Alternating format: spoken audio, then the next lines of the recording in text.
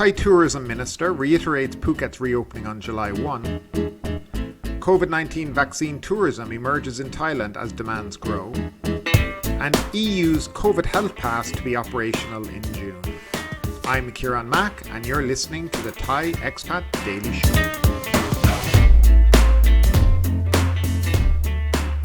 Thai tourism minister reiterates Phuket's reopening on July 1. This is our lead-in story today.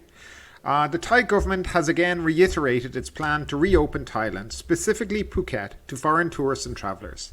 The Southern Island province, under the so-called Sandbox Plan, is Thailand's pilot programme for reopening the country to general travel by July 1, just 6 weeks away.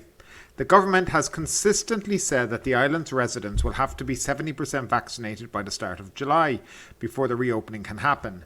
With a current vaccination success of 22%, the island is certainly a long way ahead of the rest of the country, but still a long way from the 70% target.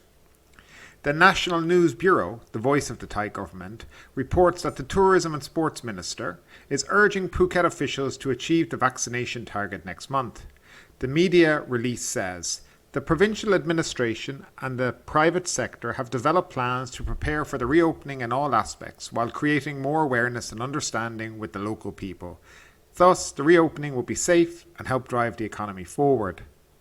Far from providing awareness and understanding with the local people, Phuket officials have been opaque about vaccination rollout programs. The island's foreign population, estimated to be around 40,000 people, or about 10% of the total population, are none the wiser today about their prospects to secure a place on the island's vaccination queues. Last week, Phuket's residents with a local and current work permit were told they would be able to register for vaccination. So far, that process has not proceeded. There is also a hard rump of Thais who have stated in numerous polls that they remain unwilling to accept the vaccination. This includes thousands of candid posts on social media where fear or mistrust over the Sinovac vaccine from China is plain to see. The island also has a large Muslim population where some community leaders have already expressed some doubt over recommending vaccinations to their adherents.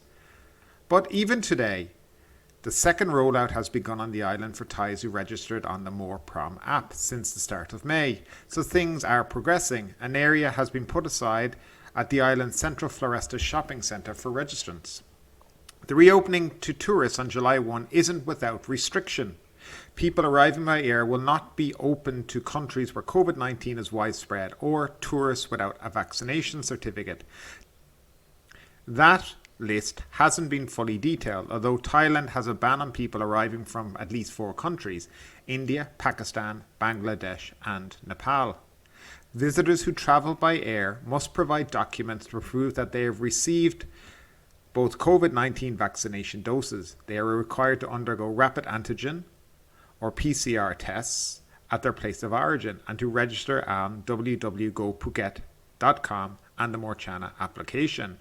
The Morchana app tracks the location of an individual whilst their phone is turned on, with the data turned on as well. Without specifically mentioning quarantine in the media release, it is understood that quarantine will be waived by international travellers who have been fully vaccinated. Other specific paperwork requirements have not yet been announced at this stage, with 6 weeks to go to the international reopening. For domestic travel, arriving in Phuket by road, people who do not have a certificate of vaccination and have not taken a swab test will have to undergo a 14-day home quarantine. If they plan to spend only 3 days in Phuket, they are required to stay in the home for 3 days. Phuket has still experienced new daily infections. This source of this story is from the National News Bureau of Thailand, which is basically the voice of the government. Now, a couple of things. I've done a previous video on the sandbox model and actually what's involved in it, because I've got an early release of the SOP. So if you click the link above here now, that'll take you to that video, or you can just watch it later. What they're basically saying is, yes, they haven't vaccinated. They may have vaccinated 22%, but they're not close to the 70 right now. And there is a little concern over, will they be able to get to it? Because if they start vaccinating next month with AstraZeneca, as they have claimed, the time between the first and the second jab is 8 to 12 weeks. That is not having everybody fully vaccinated by June or July 1st. That will be putting people into August or September. And again, not harping on, but again, the foreign population, they have mentioned that they were going to get people with work permits registered to do, but they still haven't done that. So you'd wonder what exactly they're up to in the province. They seem more concerned with pissing people off at the Tatachai checkpoint, and local people who just want to go in and do their work and leave, and they seem to be more concerned with that than actually getting things organized on the island. I think the big problem is they've made their own registration system, which they shouldn't have been allowed to do in the first place, and I think that has caused more confusion as well. I don't know if this is really going to materialize. In my heart, if I would say I'd love it to happen, but my brain is telling me that it's just too disorganized with 6 weeks out, and without people to inform the travel agents in Europe, the airlines, and even release the information to these travel agents, to these airlines. I mean, at this stage, it's 6 weeks out. It's just ridiculous to not have done that. For me, maybe they will open on July 1st, but I don't think there'll be anybody coming in. Maybe a handful of people, yes, but not what they're expecting because, well, to be honest, it's just not organized enough. And then, of course, you have to look at the other side of things is there's very little open in Phuket right now. A lot of places are closed, and without the guarantee of customers coming, and international travelers, they're not going to reopen either. So we'll see how this story plays out, and any updates we'll get back to you. As I said, click that link above and you can see the video I did about the Phuket Sandbox model last week. Now a story from CNA. COVID-19 vaccine tourism emerges in Thailand as demand grows. Thais who do not want to wait for the COVID-19 vaccine distribution from their government have opted for a new option to get it overseas. The growing demand for vaccination amid a new wave of outbreaks in the country has given rise to tour packages which let customers join the vaccination queue abroad and choose from a greater variety of vaccines to build their immunity against the coronavirus. People who opt for this don't want to wait in Thailand any longer. If they have a choice and can afford the vaccination, they choose to pay instead of waiting because they don't know for how long they'd have to do that, said Mr. Ratchapal Yamseng, managing director of Unithai-Trip. His company recently began to advertise organized trips from Thailand to the United States, offering overseas holidays with a twist, starting from $2,300 per person. The package tour includes a 10-day journey where customers not only get to travel around Los Angeles, San Francisco and Las Vegas, but also receive the Johnson & Johnson single-dose COVID-19 shot.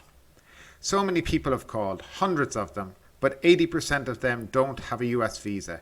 This is despite me having said they needed to join us as they won't be able to travel otherwise.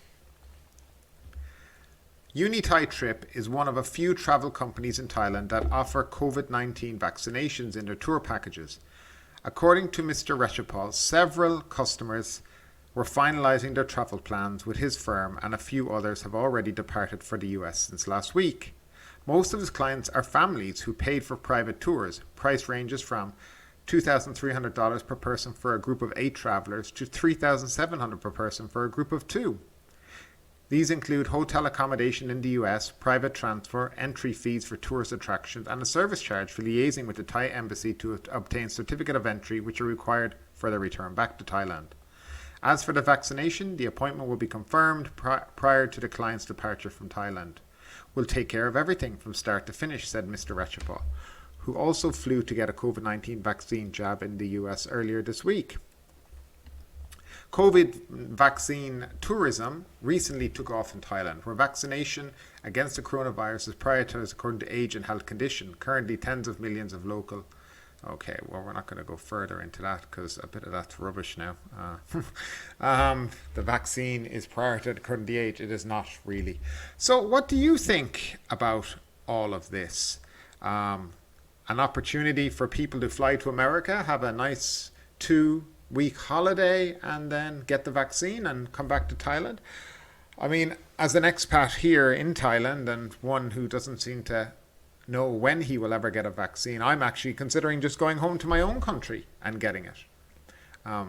Being from Ireland, I am eligible to get the COVID vaccine there. My age group will be coming up quite soon, so I have considered making the trip. In Ireland, we are being offered the AstraZeneca or the Johnson & Johnson's jab. You have a choice. So for me, a traveller with not that much time on my hands, it would make sense for me to get the Johnson & Johnson single jab. I'd have to wait 2 weeks and then I could fly back to Thailand. But of course, I would have to make sure there's no quarantine on arrival back in Thailand, and that's the issue with doing all that. But it seems quite, it seems like an option if things doesn't go my way. But what about you? Would you consider taking a holiday to the States and also getting your vaccine? Would you consider going back home and doing it? Love to hear your thoughts below. EU's COVID health pass to be operational in June. The EU is fully on track to ensure all its citizens and residents are able to have a free COVID health pass next month to ease travel, a spokesman said Monday. The European Union is keen for anybody living in its 27 countries to be able to get a digital health pass, which the Commission refers to as a green certificate, to display their vaccination status, results of COVID-19 tests, and whether they have recovered from a coronavirus infection. It will be ready for summer to facilitate safe travelling, so it will be ready to use by the end of June, a European Commission spokesperson said. Another spokesperson added that 18 EU countries plus non-member Iceland would test the digital document over the next 2 weeks to make sure any bugs were ironed out. It is seen as a key tool to save the European summer vacation period, allowing countries dependent on tourists to reopen to visitors less likely to bring COVID with them. Other countries around the world have moved in the same direction, including Israel with its Green Pass, and Britain, which has told its citizens that some international travel will be permitted in a week, with an app from the National Health Service showing vaccination received. For intra-EU travel, the EU Health Pass will initially be used only for travel within the European bloc, but the European Commission is working on it being mutually recognised with certificates from non-EU countries, particularly the United States. There has been no discussion between Brussels and London so far on the EU system recognising Britain's NHS app. France, Malta and the Netherlands are among those countries piloting the EU pass. The test involves making sure the digital keys used to authenticate the passes work correctly and that it is interoperable across the different countries' systems. The pass, while mostly designed to be accessed via smartphone app, also has to be able to be authenticated in paper form. The technology was developed by German company T-Systems and SAP. All member states will connect to the system during June, most of them at mid-June, Barca said. With the Commission expresses confidence, While the Commission expresses confidence that the pass will soon be up and running, negotiations are happening with the European Parliament over some aspects of the plan. MEPs, for instance, want COVID tests for travel to be free or price capped, and for EU countries to be barred from imposing quarantine on health pass holders. But the Commission says those issues should be left to the Member States, which retain responsibility in health matters. It hopes that compromises will be reached to allow the EU regulations on the passes to be adopted before the end of June. So that's just a little story on the EU digital pass, which will be coming in next month to help facilitate travel.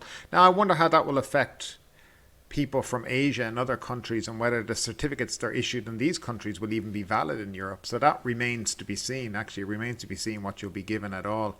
I've seen them talking about giving this yellow book, which doesn't seem to be too professional at all. So we'll have to see what happens when people do get vaccinations from other countries that are not EU countries, and how they'll handle these in Europe. So it'll definitely be a story we will hopefully be able to come back to in a couple of months.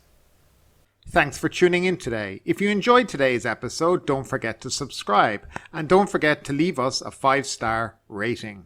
We are available on YouTube, Apple Podcasts, Spotify, and wherever you like to listen to your podcasts. Thanks for tuning in, and we'll see you tomorrow.